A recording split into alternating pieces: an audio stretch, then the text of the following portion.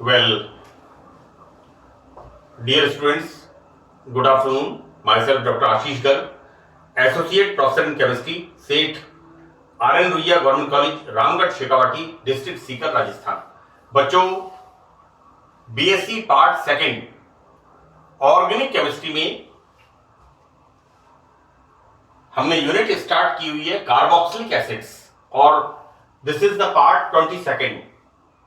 This is the last part of this carboxylic acid, right.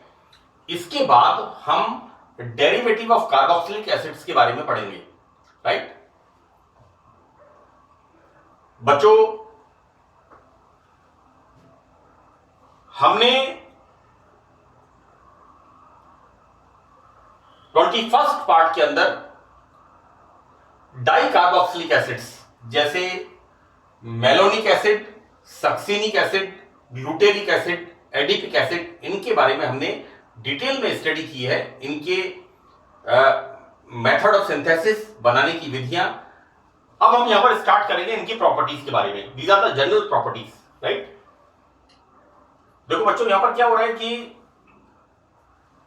Physical properties, ये जो di carboxylic acids हैं, these are the white crystalline solid, right.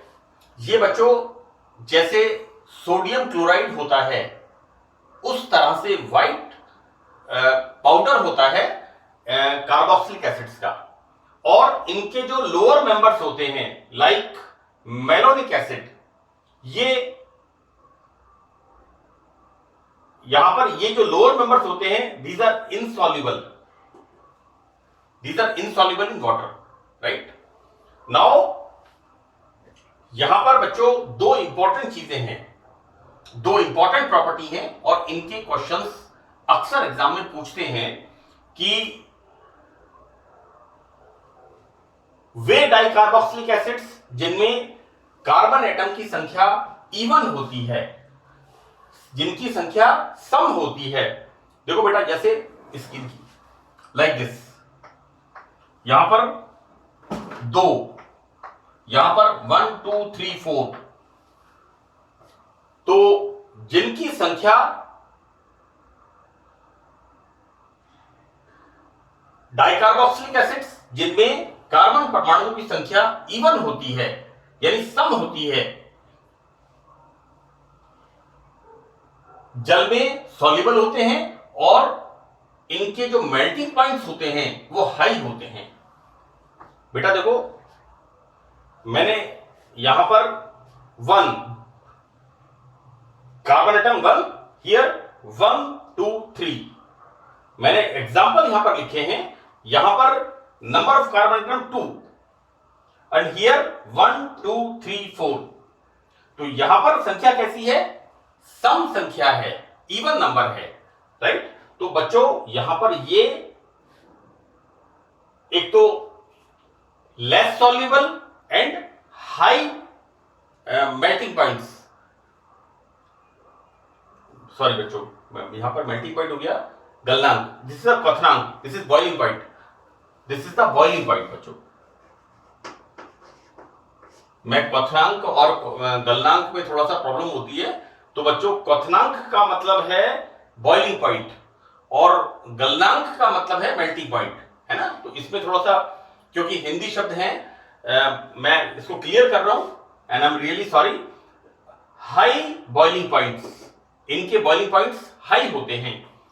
तो ऐसे carboxylic acids जिनमें carbon परमाणुओं की संख्या सम होती है, यहां पर 2 और यहां पर 1 2 3 4, राइट, तो 2 और 4, तो ऐसे जो कार्बोक्सिलिक एसिड्स हैं उनमें ये these are less soluble in water and इनके बॉइलिंग पॉइंट्स जो होते हैं वो हाई होते हैं, राइट। और ऐसे कार्बोक्सिलिक एसिड्स जिनमें कार्बन एटम संख्या विषम होती है, यहां पर बच्चों मेलोनिक एसिड 1। नेक्स्ट एग्जांपल यहां पर है ग्लूटेरिक एसिड 1 2 3, तो 1 एंड 3। तो बच्चों ऐसे कार्बोक्सिलिक एसिड्स जिनमें कार्बन एटम की नंबर ऑड होता है, उनकी solubility in the water, right, ये जल में अधिक घुलनशील होते हैं, जबकि ये वाले इवन नंबर वाले ये लेस वाटर सॉल्युबल होते हैं, राइट। तो लेकिन इनके गलनांक कम होते हैं, इनके बॉइलिंग पॉइंट्स लो होते हैं। यहां पर बच्चों बॉइलिंग पॉइंट्स हाई होते हैं। दोनों चीजें उल्टी हैं, जिनमें इवन है वो लेस सॉल्युबल है, जिनमें ऑड है वो हाईली सॉल्युबल है, हाईली सॉल्युबल है। और यहां पर बच्चों जिनमें इवन नंबर कार्बन एटम है वो हाई बॉइलिंग पॉइंट, क्वथनांक, क्वथनांक को बोलेंगे बॉइलिंग पॉइंट। और यहां पर जिनमें ऑड नंबर है उनको बोलेंगे यहां पर बच्चों, यहां पर दिस इज ऑड नंबर जहां पर होता है उनके गलनांक कम होते हैं। इसका कारण इनकी संरचना है। कार्बन परमाणु श्रृंखला इस प्रकार से जिगजैग होती है कि ऑड एसिड्स में कार्बोक्सिलिक ग्रुप एक तरफ, लाइक दिस, बेटा कार्बोक्सिलिक ग्रुप एक तरफ है, जबकि जो इवन नंबर है उनमें कार्बोक्सिलिक एसिड ग्रुप्स अपोजिट होते हैं।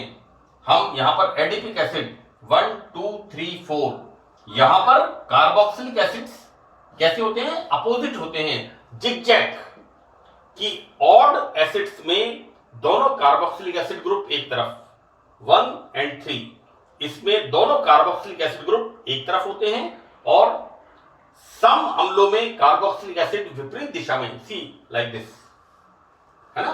देखो बेटा इसको अपन कैसे कह सकते हैं कि it's a sort of cis and this is sort of trans. इससे अपन इसका कंपैरिजन करते हैं। मैंने यहां पर लिखा है कि ट्रांस आइसोमर्स, बच्चों these are the trans isomers, यहां पर अपोजिट हैं, जबकि यहां पर सिस फॉर्म में, सम फॉर्म में है। तो देखो यहां पर ट्रांस आइसोमर्स के अणु क्रिस्टल जालक में समा जाते हैं, तो अतः इनमें इंटरमॉलिक्यूलर अट्रैक्शन अधिक हो जाता है। इस प्रकार कारण से ये अधिक स्थायी और इनके हाई मेल्टिंग पॉइंट्स वाले हो जाते हैं। बच्चों these are the, this is the, बच्चों जो मैंने यहां पर लिखा है this are the solids, this is the melting point, high गलनांक, this is the melting point. मैं इसको यहां पर करेक्ट कर रहा हूं कि ट्रांस आइसोमर, बच्चों इसके अंदर यहां पर ये अपोजिट हैं, दीज आर द ट्रांस। तो ट्रांस आइसोमर्स के अणु ठोस के क्रिस्टल जालक में समा जाते हैं, अतः इनमें इंटरमॉलिक्यूलर अट्रैक्शन अधिक हो जाता है। इस कारण से ये अधिक स्थायी होते हैं और हाई मेल्टिंग पॉइंट वाले होते हैं। और यहां पर सम संख्या, सी लाइक दिस, यहां पर बच्चों इसके अंदर कार्बन एटम ट्रांस आइसोमर की तरह व्यवहार करते हैं, जबकि ऑड संख्या में कार्बन एटम वाले cis isomer, see like this are based like cis, while ये यहां पर ट्रांस की तरह व्यवहार करते हैं। तो हमें इस बात का ध्यान रखना है। ये मैंने पैराग्राफ लिखा है बच्चों, ये बहुत इंपॉर्टेंट है और आपको इससे हेल्प मिलेगी कि किस तरह से हम देखते हैं कि कार्बोक्सिलिक एसिड्स के मेल्टिंग पॉइंट्स अफेक्टेड होते हैं जब कार्बन परमाणु की संख्या ऑड एंड इवन होती है। यहां पर हम देखते हैं 1 1 2 3 1 3, यहां पर हम देखते क्या है, इवन संख्या, सम संख्या 1 2 एंड दिस इज 1 2 3 4, राइट। तो किस प्रकार से इन यौगिकों की सॉल्युबिलिटी, बच्चों डाइकार्बोक्सिलिक एसिड्स की सॉल्युबिलिटी और इनके मेल्टिंग पॉइंट्स इससे अफेक्टेड होते हैं, राइट। बच्चों यहां पर ऑड संख्या में कार्बन एटम वाले सिस आइसोमर की तरह व्यवहार करते हैं, these are based like cis isomer. तो बच्चों यहां पर लिखा है ये कम स्टेबल होते हैं और इनके जो मेल्टिंग पॉइंट्स होते हैं वो लो होते हैं, कम मेल्टिंग पॉइंट्स होते हैं। Now this is the blanks rule, it's very important. ये बच्चों इसका लास्ट है इस टॉपिक का। और यहां पर ये जो ब्लैंक्स रूल है इसमें हम किस बात का पता लगाते हैं, कि ये जो दो कार्बोक्सिलिक एसिड्स हैं बच्चों, चाहे हम सक्सेनिक एसिड ले लें तो सक्सेनिक एसिड का मतलब क्या हो गया 1 2 3 4, so this is the 1,4 dicarboxylic acid, right. यहां पर हम देखें 1 2 3 4 5, दिस इज 1,5 डाइकार्बोक्सिलिक एसिड्स।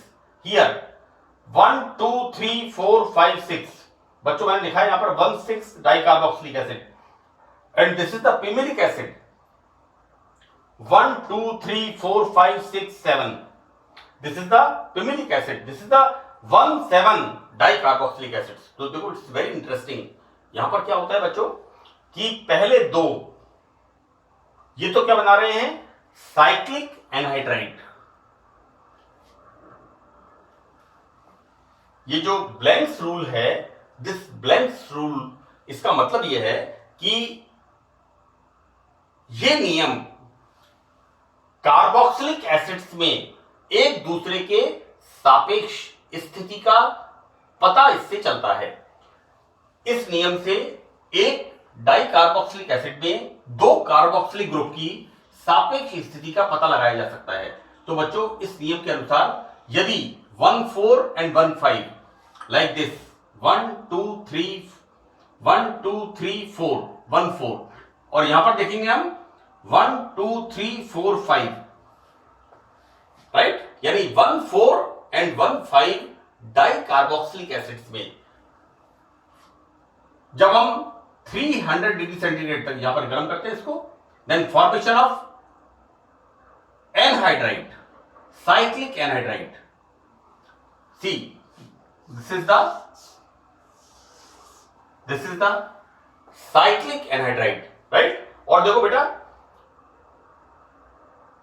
ये जो 1,6 and 1,7, यहां से आप कहीं से भी आप काउंट कर लो, यहां से काउंट कर लो 1 2 3 4 5 6 7, या फिर 1 2 3 4 5 6, तो 1,6 dicarboxylic acid and 1,7 dicarboxylic acid, इसको जब हम गर्म करते हैं तो इससे फॉर्मेशन होता है साइक्लिक कीटोन्स का।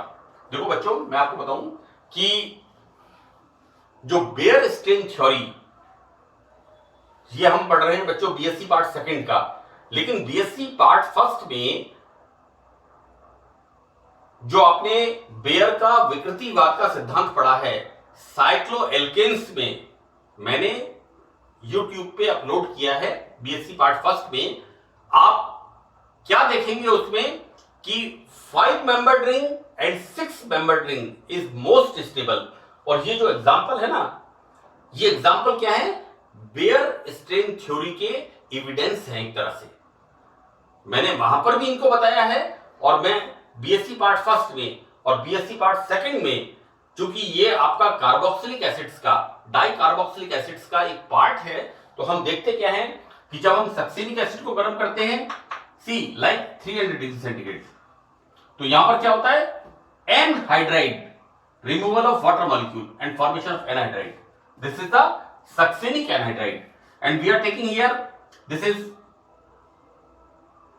बच्चों इनके फॉर्मूले मैंने आपको अच्छी तरह बताए हैं पार्ट 9 एंड पार्ट 10 के अंदर, that is succinic acid, glutaric acid, malonic acid, you know succinic acid, glutaric acid, adipic acid, pimelic acid, मैंने लिखा था वहां पर OMS GAP, O का मतलब ऑक्सैलिक एसिड, M का मतलब मैलोनिक एसिड, S का मतलब सक्सेनिक एसिड, G का मतलब ग्लूटेनिक एसिड, A का मतलब एडिपिक एसिड एंड P का मतलब पिमेलिक एसिड, कि किस तरह से ऑक्सैलिक एसिड में CH2 समूह की संख्या 0 होती है, मैलोनिक एसिड में 1 होती है, सक्सेनिक एसिड में CH2 समूह की संख्या C1 2, दिस इज 0, CH2 समूह नंबर 0 1 2 3 4 5। तो यहां पर हम जब 1,6 dicarboxylic acid and 1,7 dicarboxylic acid को जब गर्म करते हैं तो बच्चों यहां पर बनता है 1 is the cyclopentanone and 1 is the cyclohexanone, right. तो ब्लैंक्स रूल क्या बताता है एक कार्बोक्सिलिक एसिड के सापेक्ष में दूसरे कार्बोक्सिलिक एसिड की स्थिति को। तो बच्चों यहां पर बिल्कुल क्लियर है कि इस नियम से एक कार्बोक्सिलिक एसिड में दो कार्बोक्सिलिक ग्रुप की सापेक्ष स्थिति का कि ये किस पोजीशन पर हैं, आइदर दिस इज 1,4, 1,5, 1,6 और 1,7, right. So that's all in this lecture. मुझे उम्मीद है कि आपको ये समझ में आया होगा। So thank you very much.